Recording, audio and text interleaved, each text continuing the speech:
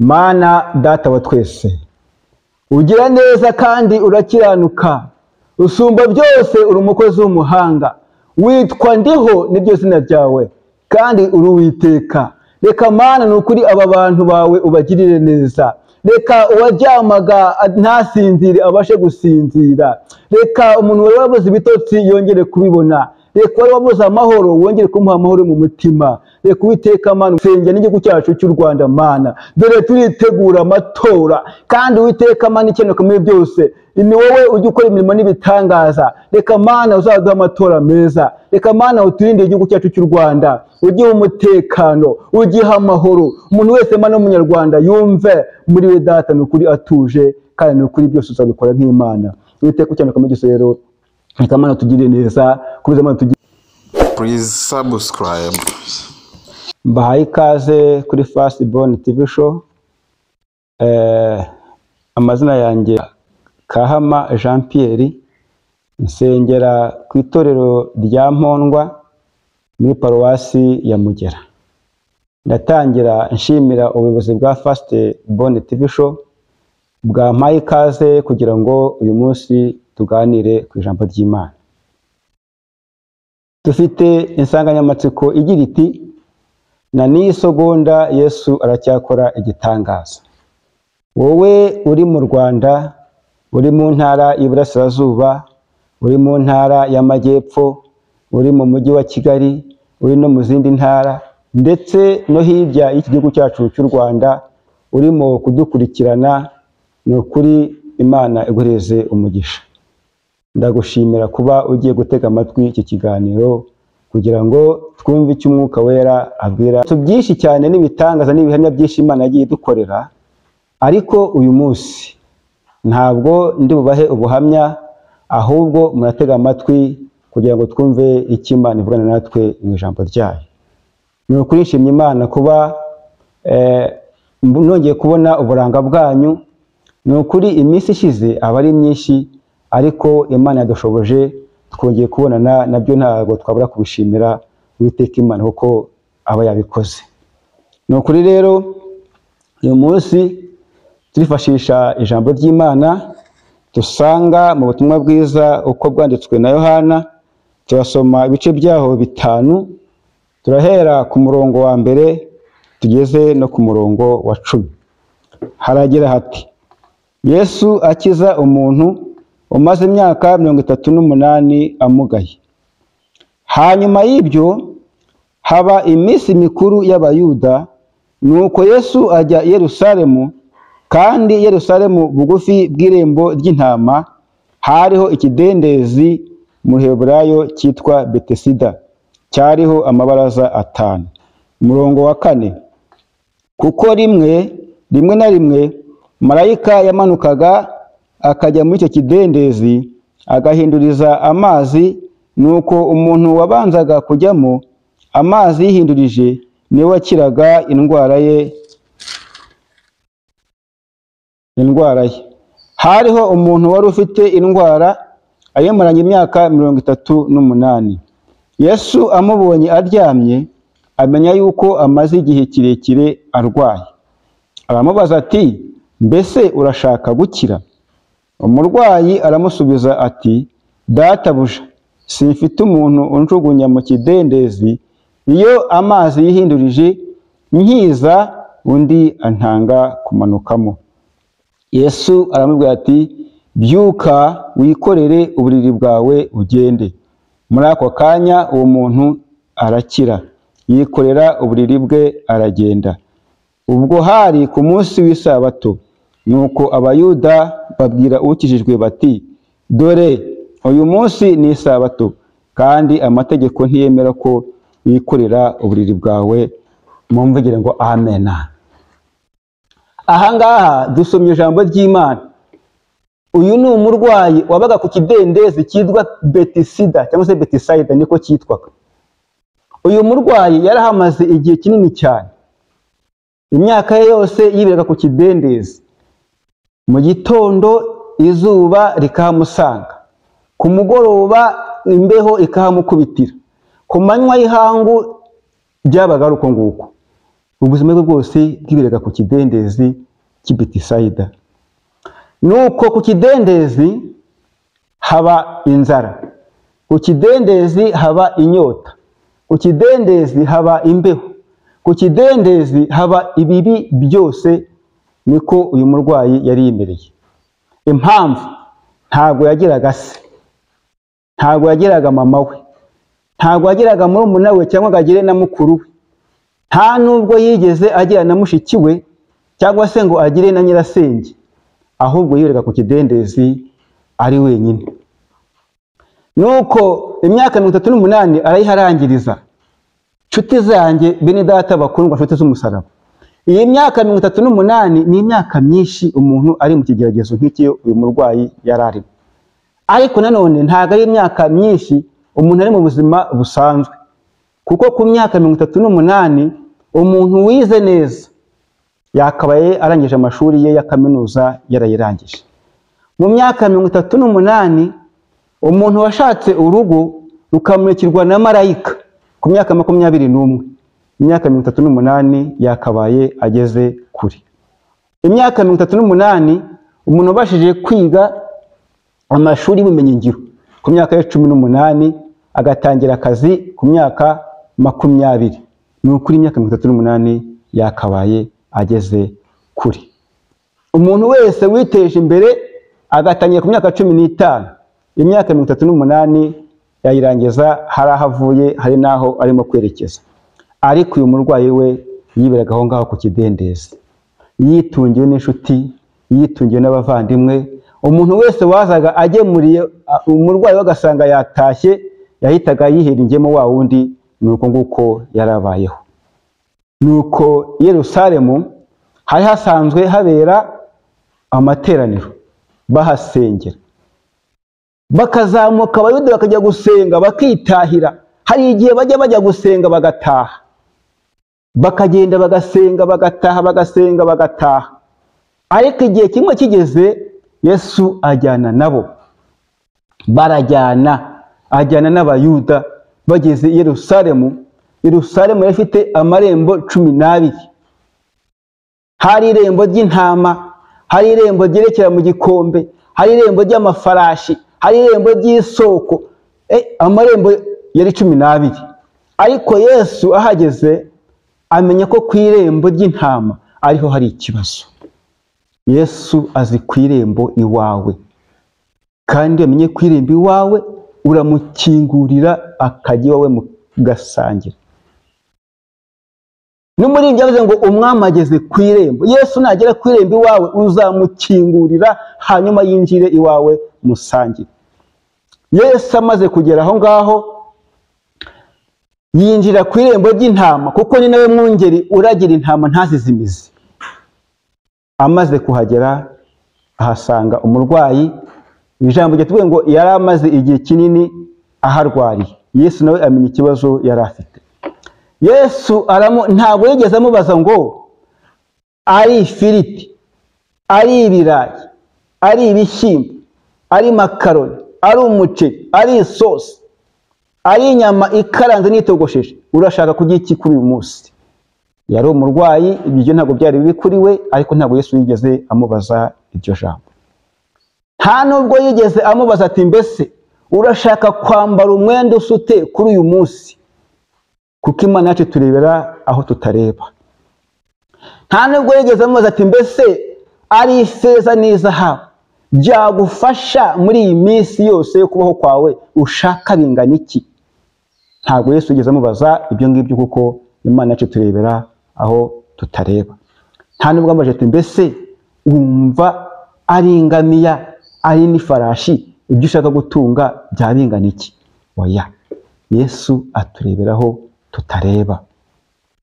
Ahubwo yaramwegereye aramubaza ati mbese urashaka gukira? Kuko uyu murwayi namara gukira azajya ku isoko byemere, azajya gusenga byemere, azajya kuririmba byemere, azubaka urugo byemere, azajya kuhira ingamiya byemere, azakora ikintu cyose kizamubera cyiza kuko azaba yamaze gukira. Yesu rero aramwegera aramubaza ati mbese urashaka gukira? Kuko yari amaze igihe kinini cyane arwaye, amaze igihe kinini cyane ku kidendezi. Yafashe Yesu nk'umushinyagurira. Aramubaza ati mbese urashaka gukira? Undi azana komenti, ashyiraho komenti ati erega, erega. Ashyiraho komenti nyinshi avuga ngo erega,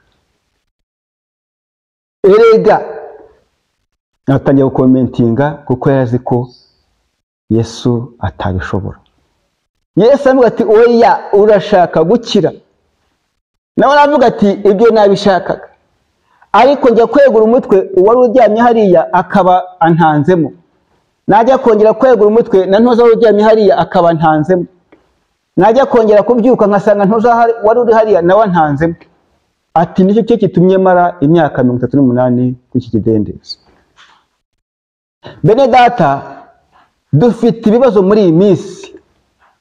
Muri iki kinyejana cyacu dufite ibibazo. Abantu bashaka kwibira mu kidendezi marayika n'umurwayi bavuyemo. Abantu bananiwe kwihangana, bananiwe gutegereza, bananiwe kumva ibyasezeranijwe. Abantu barananiwe, bashaka kujya mu kidendezi kandi marayika n'umurwayi bavuyemo. Yesu amara ati mbese urashaka gukira? Aho kugira ngo asubize ngo yego cyangwa oya, atangira gushyiraho komenti. Ariko Yesu kuko ashoboye byose, buriya umurwayi avuga ati ndabishaka. Agira ngo ati ngaho ikorera uburiri bwawe wigendere. Ariko abayuda ntibishimira ko umurwayi akize. Ntabwo byigeze bibanezeza, ntabwo babyishimiye. Ahubwo baratangiye baramwegera, begera ukijijwe bati ngaho ye, nshimye ko agukijije. Urikorera uburiri bwawe gute ngo wigendere? Na n'isaha banshimye ko n'ubu ngubu baracyahari. Baratangira bakavuga ati uyu mwana yahereye mu irerero ari umuhanga. Ageze muri nasari agumye kuba umuhanga. Ageze muri pirimeri agumye kuba umuhanga. Ageze muri sogonderi nabwo agumye aba umuhanga. Bagatangira ati nshimye ko ikizami cya leta agitsinze. Aziga ate? Azavana hehe amafaranga y'ishuri, school fees? Azavana hehe ibikoresho by'ishuri? Ariko humura, Yesu aracyakora igitangaza. Humura, uko ubona ku ikarita ya mitiweli hariho hasi handitseho ijambo rivuga ngo ufite iyi karita ntago arembera mu rugo. Ni nako umwana ufite ubwenge atazaguma mu rugo. Dufite ubuyobozi bwiza, dufite leta itwitayeho. Ndababwiza ukuri yuko mu midugudu 3 harimo ikigo cy'amashuri ahera mu mwaka wa mbere akageza muri sogonderi. Warenga hirya gatoya mu kagari ukahasanga na kaminuza. Humura rero uziga kandi uzarangiza. Bagatangira ati nshimye ko uyu mubyeyi yabyaye nk'Abaheburayo. Yabyaye neza pe. Ariko se azambara iki? Azajya iki? Azasomera ku kiriri? Ariko azasohoka ate ajya gusenga? Ugasanga nuko abantu bimereye. Ariko humura, itera amapfa itera nabo bazahahira. Ituma batwita ni nayo ituma banabyara. Humura, Imana yagutabaye hariya n'ubu ngubu iracyahari. Yesu aracyakora igitangaza n'isegonda. Ugasanga umusore yiboneye ikibanza, ngo dore ikibanza kiri ahantu heza, ngo ni kwitara, ngo ni kwiterambere. Ariko se ko nshimye abonye ikibanza, azacyubaka ate? Azasakaza iki? Azakinga gute? Ariko humura, na n'isaha Yesu aracyakora igitangaza. Ushimye ko abonye aho guhinga, azavana hehe imbuto? Azahinga ate? Azahinga ryari? Ariko humura, yatabaye Abisiraheli n'ubu ngubu irahari kandi yacyakora igitangaza. Abayuda ntibishimira ko umurwayi akize. Na n'isaha rero abantu baracyabikora, ntabwo bariyumvisha ko Imana ishobora kubatabara mu gihe badatekereza, kandi mu nzira zayo zirenga 1000 ntabwo yabura na hamwe iyaca ngo izi gutabare, kubera ko mu nzira zayo ntabwo igira bariyeri. Isaha ku isaha yagutabara, yakurengera, yakugirira neza. Nuko hajya habaho abantu bakishuka, ugasanga umusore arishuka, ari muri karitsiye y'iwabo, avuka kwa Ntuza, avuka muri karitsiye kwa Ntuza, ya yindi ya VIP, akavuga ati ubwo mvuka kwa Ntuza, nkaba ndi uwo kwa Ntuza, ni njyewe uzabasha kwiga amashuri y'imbere mu gihugu ndetse nige nayo hanze bishoboka. Ni njye uzabasha kubaka inzu za zindi zigezweho, ngira ngo murazizi, ngo hariho iz'uducurama, hariho iza Darifuru, amazu ni menshi kandi namwe ngira ngo murabizi. Uwo ngo niwe uzabasha kuyubaka ngo byemere. Ati ni nanjye uzabasha gushaka umugore nkubaka urugo bikemera. Nyiribihe nabyemera, okay, bangahe se? Ugasanga umukobwa aravuga ati bitewe n'isandu wacu dufite, tukaba duba muri karitsiye iyi ngiyi, tukaba dufite ibintu bingana gutya, ninjye uzabasha kwiga amashuri imbere mu gihugu nyarangize, njye no kurangiza ayo hanze. Ninjye uzabasha gushaka urugo byemere, kubera ko hari impamvu. Nyiribihe yabyemeye, okay, bangahe se? Hari igihe rero abantu bazi ngo igitangaza cya Yesu ntabwo kigeze kirangirira hehe ku kidendezi, no hirya y'ikidendezi igitangaza cya Yesu cyarakoretse. Reka turebe ijambo ry'Imana dusanga muri Mariko, ibice byaho ni 5, turasoma duhere ku murongo waho wa 25. Haragira hati, nuko hariho umugore wari mu mugongo, wari ubimaranye imyaka 12, ababazwa n'abavuzi cyane, benshi bagerageza kumukiza, bamumarisha ibintu bye byose abitangamo ingemu, ariko ntihagira icyo bamumarira, ahubwo arushaho kurwara. Yumvise ibya Yesu, araza aca mu bantu, amuturuka inyuma, akora ku mwenda we, kuko yari yibwiye ati ninkora imyenda ye gusa ndakira. Uwo mwanya isoko y'amaraso irakama, amenya mu mubiri we yuko akize cya cyago. Yesu nawe yiyumvamo ko ubushobozi bumugabanutsemo, ahindukira abyigana n'abantu, arababaza ati ninde ukoze umwenda wanjye?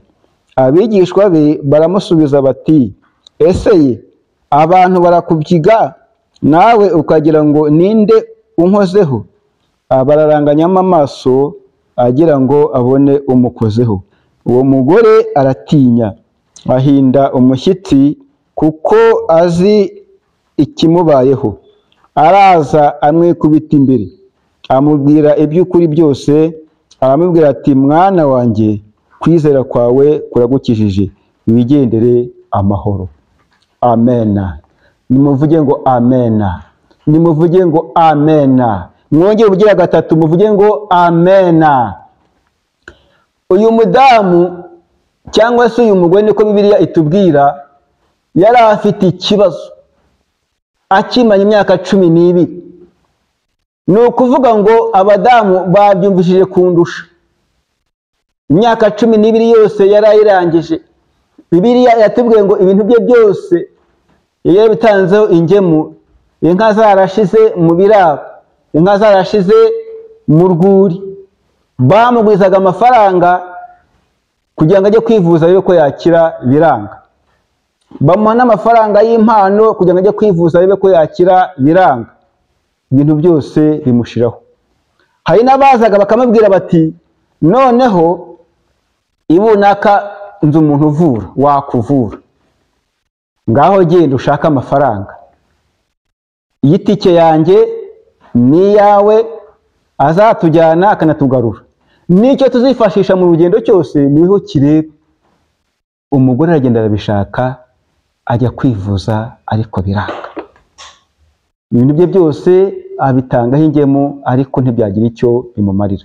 Nshuti yanjye, hari igihe ujya uhinga bikanga, wajya gucuruza bikanga, wajya mu kazi bikanga, ibintu byose ukabona birimo kwanga. Washakisha icyo upfa n'Uwiteka Imana yawe nabwo ukakibura. Uyu mudamu nawe niko byamugendekeye, arakora abona biranze, ajya kwivuza abona biranze. Nuko Yesu kuko ari we rurangiza rwa burundu, aza gutekereza iby'umugabo witwa Yesu. Ati Yesu yigeze ahindura amazi divayi, Yesu yigeze akiza umuntu wari uremaye, Yesu yigeze akora ibitangaza, Yesu kandi ibyo byose yabikoraga ku buntu. Nta kintu yababazaga, nta kintu kigaragara yabashaga kubabaza, ahubwo byose bikoreraga ku buntu. None nanjye rero ngiye gutekereza kwisangira Yesu. Aratangira, yari amaze imyaka 12 arwaye. Urumva ko nta mbaraga z'umubiri yari afite, kuko imyaka 12 urwaye uva amaraso ni imyaka myinshi, nta mbaraga z'umubiri yari afite. Ariko muri we yumva afite igitekerezo, yumva mu mutima we hajemo inzira zigana i Siyoni, yumva mu mutima we agize ibyiringiro kandi agira ukwizera. Arahaguruka atangira kubyigana. Nshuti z'Imana, nshuti z'umusaraba, bakunzi b'umusaraba, kugera kuri Yesu ntabwo ari ukwerekeza igare ahamanuka, ahubwo kugera kuri Yesu ni ukubyigana. Ugatangira ukabyigana n'ubusinzi, ukabyigana n'ubusambanyi, ukabyigana n'imirimo ya kamere, ukabyigana n'ibyo Uwiteka Imana yanga. Wamara kubibyiga, umaze kubyigana nabyo ukona guhikira kuri Yesu. Umudamu atangira kubyigana, afite ibyiringiro mu mutima we, afite ukwizera yuko naho Yesu yaza, igicucu cye kikamugeraho, yahita akira. Naho yakora ku mwenda we yahita akira. Atangira kugenda abyigana. Ageze mu bantu, ijambo ryatubwiye ngo amuturuka hehe? Inyuma. Aragenda aturuka inyuma, arabyigana, aragenda akora ku mwenda wa Yesu. Amaze gukora ku mwenda wa Yesu, Yesu arahindukira arabimenya. Nshuti z'Imana, iyo ukoze kuri Yesu arabimenya, amenya ko hari umuntu umukozeho. Kandi nawe iyo ukoze kuri Yesu urabimenya, kuko muri karitsiye utuyemo ibintu birahinduka. Imyitwarire wari ufite iyo ukoze kuri Yesu irahinduka. Uko wagendaga kurahinduka, uko wakoraga birahinduka. Mu muryango wawe bakamenya ko wakoze kuri Yesu, kuko babonye ko hari impinduka. Nta muntu ujya ukora kuri Yesu ngo atahe uko yaje. Nta muntu ujya ukora kuri Yesu ngo ibintu bireke guhinduka. Umudamu nawe amaze gukora kuri Yesu, Yesu arabimenya. Amenya yuko hari imbaraga imuvuyemo, ya mbaraga ikiza. Arahindukira abaza Petero na bagenzi bati ninde unkozeho? Nabo baramubwira bati uratinyuka ukavuga ngo ninde ugukozeho? Abantu hano ni benshi, abantu babaye uruvunganzoka. Abantu barabyigana, turakubyiga none ngo ninde ugukozeho? Ati ndagira ngo mbabwire ko ari umuntu unkozeho. Kuko Yesu rero adahishwa, wa mudamu araza aramwegera, amwikubita imbere.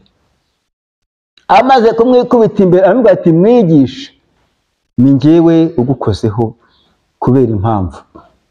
Amubwira impamvu yamukozeho, ati ni njyewe wagukozeho. Yesu amenya ko umudamu ari we wamukozeho. Arangije aramubwira ati rero narimanye igihe kinini cyane, imyaka 12 ndi mu mugongo, none nkukozeho ndakize. Yesu umudamu amubwira ibyari mu mutima we byose. Ariko ikibazo tugira muri iyi minsi ya none, muri iki kinyejana, ntabwo abantu bashaka kubwira Yesu ibiri mu mutima wabo byose. Niba harimo 7 aravugaho 2, nimba harimo 6 aravugaho 1, nimba mu mutima we harimo 10 aravugaho 3. Ntabwo bagishaka kubwira Yesu ibiri mu mitima yabo byose.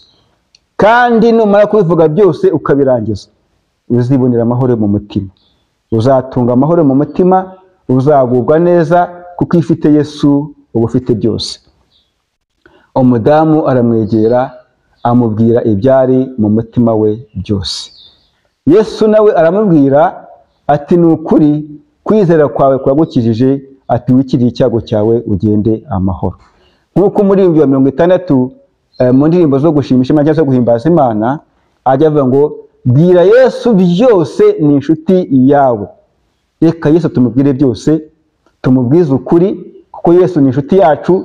Yesu ntabwo ajya asubiza inyuma umuntu wese uje amusanga. Yesu ntajya yangira umuntu wese kumusanga. Iyo ufite umutima ukunze ukegera Yesu, ibintu byose bigenda neza. Ni ukuri rero uyu mudamu yafashe icyemezo cyiza cyo gusanga Yesu. Nawe niba ufite ikibazo, niba hari icyo ushaka ko umwami yagira icyo agufasha, egera Yesu, umubwire ibyawe byose, umubwize ukuri, ntacyo umuhishe, ntacyo umukinga, kuko Yesu icyo namukundiye ni ikintu kimwe. Yesu iyo umubwiye ibyawe ntabwo ajya aguha rubanda. Iyo umubwiye ibyawe ntabwo ajya yirengagiza umuntu wese uje amusanga. Hari igihe ufite umwana wawe wamutakira, wamuganira, akavuga ati uyu mubyeyi nawe sinzi uko ameze. Ugasanga niba uri umubyeyi, umwana wawe yaza agutakira, ukamuvuga uti ese abo bana bo bazigeza hehe, bazimarira iki? Ugasanga niba muri karitsiye ufite umuturanyi wawe, ukagenda uti muvandimwe wanjye dore ngiye kuburara ndwanaho, ati ejo ko namuhaye n'ejo bundi nkamuha, ubu noneho umunsi ndamumarira iki? Ntabwo Yesu ari uko ateye. Yesu arafasha.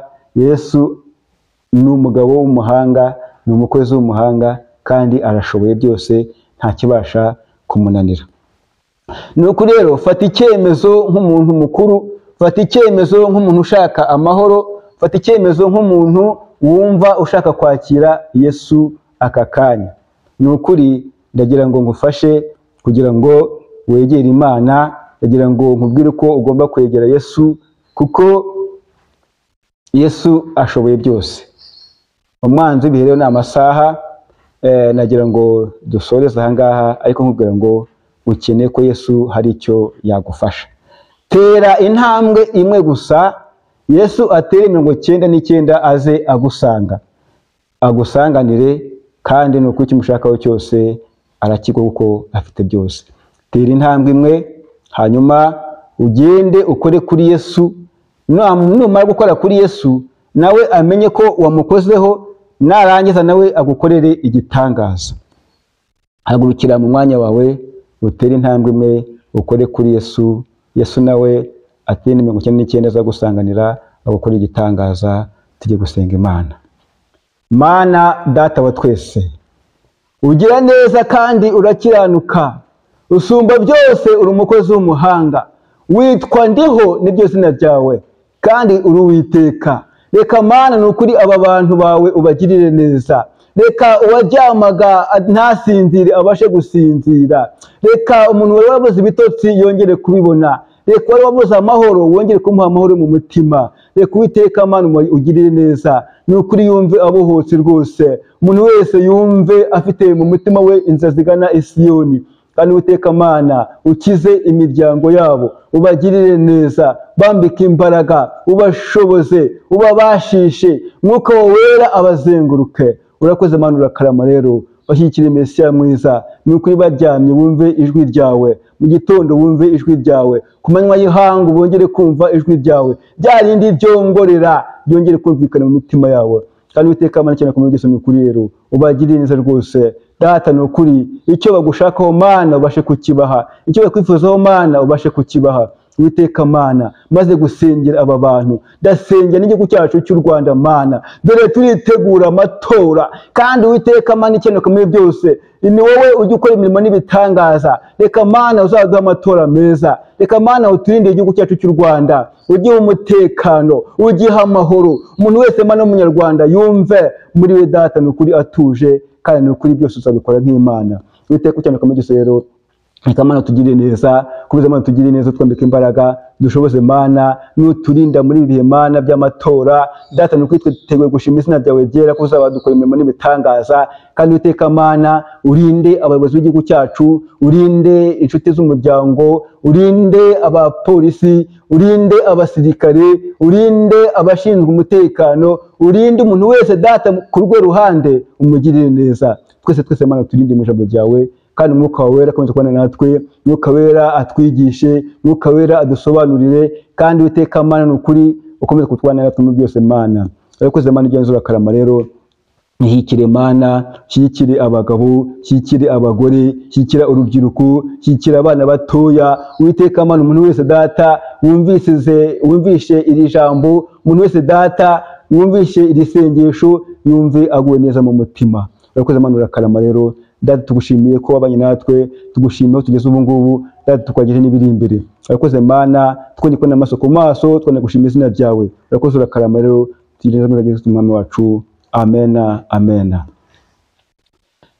Nk'uko natangiye mbibabwira, nagira ngo ufite icyifuzo cyangwa se ukagira ikibazo, hari aho ugomba kudusanga tukagufasha, byaba mu isengesho, byaba no mu bundi bufasha waba ukeneye. Ni kuri 07 91 77 1075. 07 91 77 1075. Ndangije nshimira ubuyobozi bwa First Born TV Show bwaduhaye uyu mwanya kugira ngo tuganire ku ijambo ry'Imana, kandi bakangurira ko n'ubutaha tuzongera tugasubira, kuko ijambo ry'Imana nakagaruka. Ndabashimiye, Imana ibahe umugisha, murakoze.